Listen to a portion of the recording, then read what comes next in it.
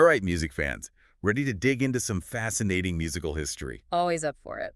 Where are we headed on this deep dive? This time, we're tackling Fanfare Minuet by William Duncombe. Duncombe. Okay, not exactly Mozart. I'm intrigued already. Right. He's one of those composers who might not be a household name today, but back in his day, pretty big deal in the piano world. Makes you wonder what made him tick. Why should we care about his fanfare minuet centuries later? Exactly. So let's unpack this. Our sources paint a picture of Duncombe as this really passionate teacher, completely devoted to bringing music to life for his students. And that really comes through in his compositions. You see, back in the late 1700s, piano music was booming in popularity. Everybody wanted to play. Yeah, imagine the piano was like the hot new instrument. Totally. But here's the thing, learning to play, especially back then, could be pretty dry, very technical. Not exactly a recipe for inspiring a lifelong love of music. Exactly. And that's where Duncombe comes in. He realized that if you want people to fall in love with music, you got to make it fun, especially for beginners.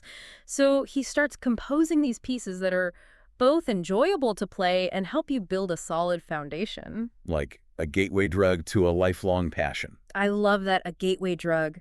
He was all about sparking that initial joy, that aha, I can do this moment. And his music wasn't just fun, it was elegant, melodically, really clear, which makes sense given that he was composing during the classical period. Absolutely. This wasn't just about simplifying music for beginners. It was about reflecting the broader artistic values of that era. Think Mozart, Haydn. Great. Right.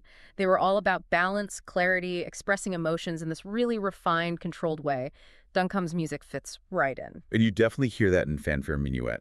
Even the title itself is like he's setting up this contrast between something grand and something more intimate. Totally. You've got minuet, which immediately makes you think of these graceful courtly dances, elegant and flowing, very triple meter. 1, 2, 3, 1, 2, 3. Exactly. But then you hit fanfare, which is like, bam, a bold, attention-grabbing flourish. Think trumpets, a sense of drama. So you get to experience these two contrasting ideas within one piece. And that's where the educational brilliance comes in. It's not just about learning notes. It's about learning to shape a musical phrase. To bring out those contrasts, you have to play with dynamics, with tempo. Duncombe was basically teaching musical storytelling through this one piece. You know, it's fascinating how music from centuries ago can still be so relevant. It's like those pianists learning Fanfare Minuet today. They're going through the same journey of discovery that we all do when we tackle something new. It's about expanding your skills, your understanding. And realizing that even in something seemingly simple, there can be these incredible hidden depths. Which I think is a good note to end on. As always, we encourage you to keep exploring, maybe even give Fanfare Minuet a listen yourself. And as you listen, think about this. If you were to give this piece a story, what would it be? What emotions, what images come to mind as you navigate between the elegance of the minuet and the boldness of the fanfare? Because sometimes it's those open-ended questions that lead to the most rewarding discoveries. Absolutely. And that's what these deep dives are all about. Until next time.